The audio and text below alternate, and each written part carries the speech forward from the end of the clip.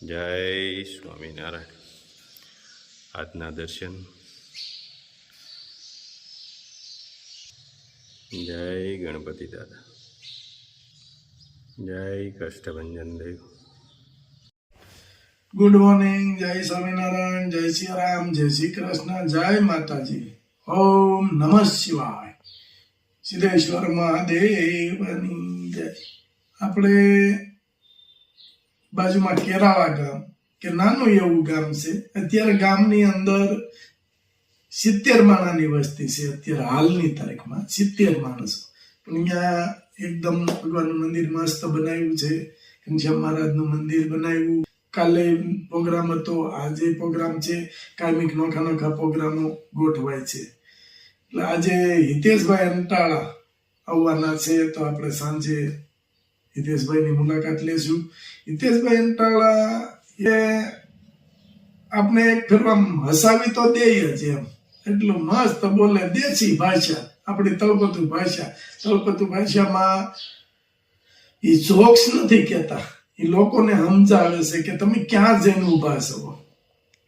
હિતેશભાઈ અંટાળા પણ એની થિયરી અલગ છે તમને સમજાવવાની. એટલે એક ફેરું તો તમે એમ પેટ પકડીને દાંત કાઢો. એટલા મસ્ત કલાકાર છે. કોઈને મોકો મળે તો હિતેશભાઈના પ્રોગ્રામમાં જાજો, તમને બધું સમજાશે. બહુ મસ્ત કલાકાર છે. અને અમને તો આનંદ આવી ગયો કે સ્વામિનારાયણ મંદિરે મૂર્તિ પ્રતિષ્ઠા છે જે મંદિરની કેરાળા ગામની અંદર. ત્યાં કાલે હિતેશભાઈનો પ્રોગ્રામ હતો, એટલે અમે સાઈન પ્રોગ્રામમાં ગયા હતા કે હિતેશભાઈ આવે છે ને, એટલે હિતેશભાઈને તો એક પેલું સાંભળવા જ પડે. પણ તળપતુ ભાષામાં એની સમજાવવાની જે ઠેરી છે ને, બહુ મજા આવે. બહુ તમે કોઈ પણ જગ્યાએ તમારા આજુબાજુના વિસ્તારમાં હિતેશભાઈનો પ્રોગ્રામ હોય તો એક પેલું ચોક્કસ હિતેશભાઈને સાંભળજો. જય સ્વામિનારાયણ. આપણા ગામડા જે 17 ગામમાં જવાનું હતું ને આપણે, ત્યારે સાહેબની સેવા હતી, એમાં કાંઈ ઘટે જ નહીં. એમ દરેક ગામડામાં એની સતત હાજરી. એમ અમે બધા ફરતા હતા, પણ સાહેબ એમનો સ્થિર. એમ આજે આપણે ક્યાં આવ્યા? આજે કેરાળા ભાગવત સપ્તાહનું આયોજન છે. કમી કેરાળા પ્રાણ પ્રતિષ્ઠા મહોત્સવ. બધા મંદિર સિરીજથી શણગારી દીધા. સામે મંદિર છે એ પણ અત્યારે રાત્રે ડાયરામાં આવ્યા છે. હિતેશભાઈ અંટાળાનો જોરદાર કાર્યક્રમ છે આજનો.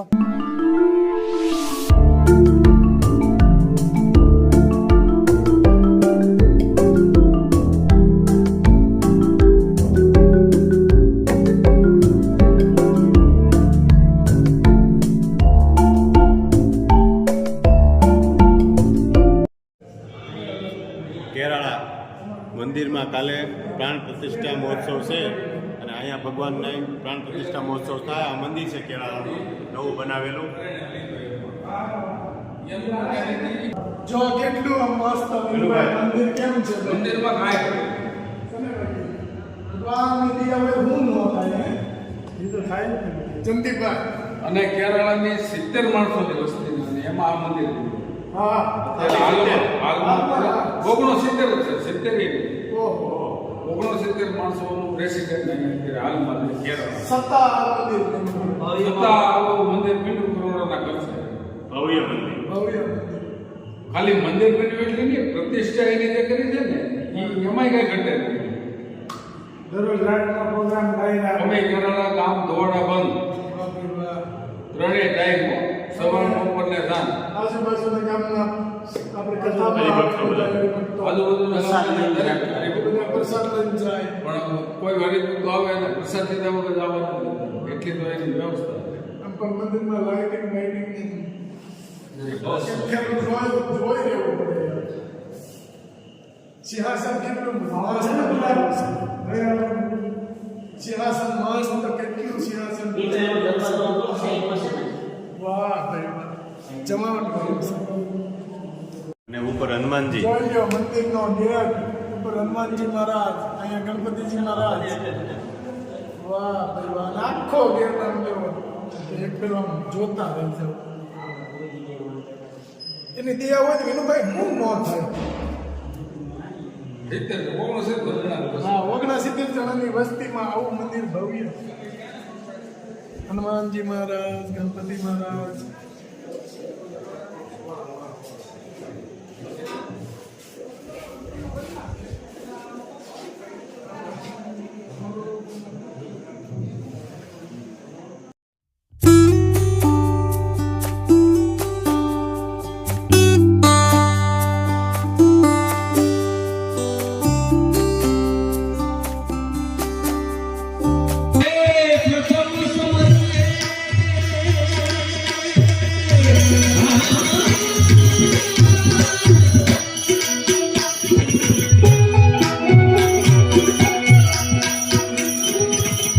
નામ તમારા આવે વિઘ્નોય મારા આવે વિઘ્નો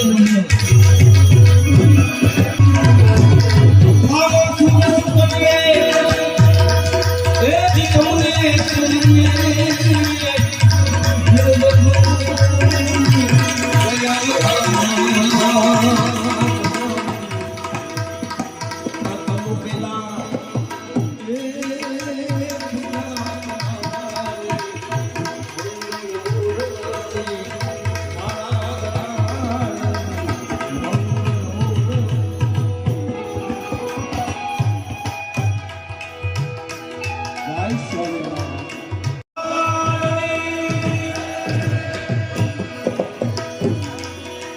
જય બોલાવાથી છે ને બે વસ્તુના આપણને પુણ્ય મળે. જ કહેતા જપનું પુણ્ય મળે અને ય કહેતા યજ્ઞનું પુણ્ય મળે, એટલે જય બોલાવવામાં આવે છે. અને બીજું કે જય બોલાવો ને એટલે તમારી હયાતી અહીંયા જ રહે. તમે બેઠા અહીંયા જ હો પણ મગજ ક્યાંય કામ કરતું હોય, એટલે જય બોલાવવામાં છે ને તમારી હયાતી અહીંયા રહે. હું જે 500-600 કિલોમીટર કાપીને આવ્યો છું ને એનું મને હોંથરી વળે ને એવું કામ આપવાનું મારે ને તમારે બે. એટલે ફરીથી હું બોલીએ શ્રી રાધારમણ દેવ, શ્રી લક્ષ્મીનારાયણ દેવ, શ્રી રામચંદ્ર ભગવાન, શ્રી કૃષ્ણ ભગવાન દેવ, શ્રી સિદ્ધેશ્વર મહાદેવ, હરે રામ નમઃ પાર્વતી પતિ હર હર મહાદેવ.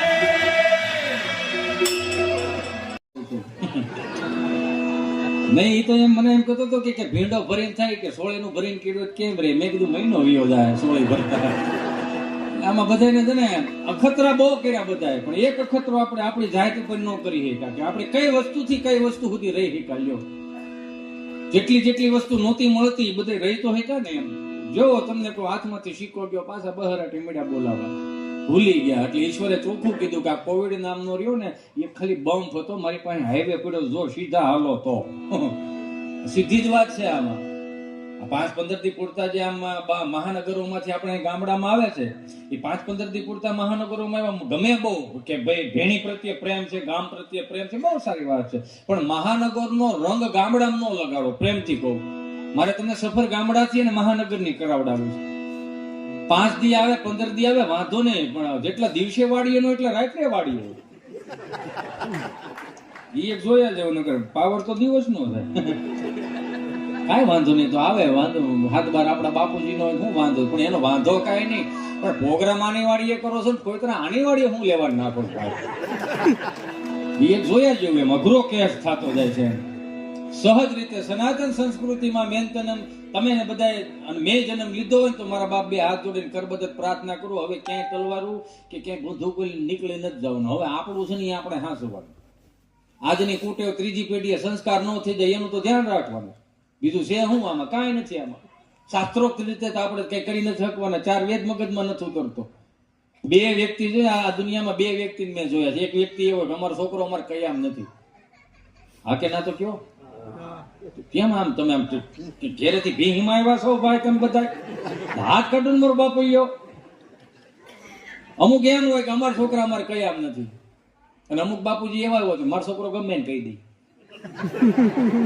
500 બેઠા હોય તો કહી દે હોય કે હું હરવો નીકળી જાય. હવે 500 બેઠા જો ગમે ને કહી દેતો હોય ગમે એમ, તો 25 વર્ષનો થવા દો. કેમ? એ તમને કહી દે. પાછું તો આવવાનું છે ને, ક્યાં નથી આવવાનું. ગૂગલ ને ગમે એટલું પૂછો, ગૂગલ ને ગમે એટલું પૂછો, ગૂગલ ને બધું આવડશે. ગૂગલ ને પૂછો કે હાલો ગૂગલ મારી હાથ પેટીના નામ આપો, નો આપે એ બારોટને પૂછવું પડે. બારોટની દેવાન બંધ કરી દીધું કે આવનારી પેઢીઓને ક્યાં ખબર પડશે કે આ સોપડો ક્યાંથી આવ્યો, ક્યાંથી આ સોપડાના લખાણ હતા. બધુંય ટૂંકું ટૂંકું કરતા. 400 રૂપિયાની ફિલ્મ જોવા જવાનું, 500 રૂપિયા ધાણીનો ડબ્બો આપે, ભેહીને ખાણ દેતા હોય. તમને ખોટું લાગે તો મને માફ કરજો, હું હાથ જોડીને હજી તમને પ્રાર્થના કરું. 400 રૂપિયાનું ફિલ્મ જોવા જવાનું, 500 રૂપિયા ધાણીનો ડબ્બો આપે, 150 ગ્રામ મકાઈ આવે છે. તો આપણે બધા વેપારી લાઈનના માણસો, આપણે ખેડૂતના દીકરા, આપણને એટલી નો ખબર પડે. 500 રૂપિયાના ધાણીના ડબ્બામાં 150 ગ્રામ મકાઈ આવતી હોય, 350 રૂપિયાની મણ મકાઈ મળે. ફોડી સોટા આઠી ઠાઠું ભરી લો ને ભાઈ, ખાંડના બોરા ભરી લો. ધાબુ તપતું તો ધાણી પાથરો તો ધાબુ ટાઢું રહે. છોકરા તમને કહો બહરાટી બોલાવતા હોય ફળિયામાં તો કે જા છોકરા ધાબે ધાણી ખાઈ જાવ, છોકરાએ હસવાય. ફિલોસોફી છે આ, થાય નહીં પણ આ કાલ્પનિક રીતે વિચારી થતો ને, આ નથી થાય એમ. શાળો જાય એટલે ઉનાળો આવશે, મોટા મોટા બોડિયા માર્યા આવશે. કોઈના ધંધા ભાગવાની વાત નથી કરતો, સમજવાની વાત કરું ખાલી.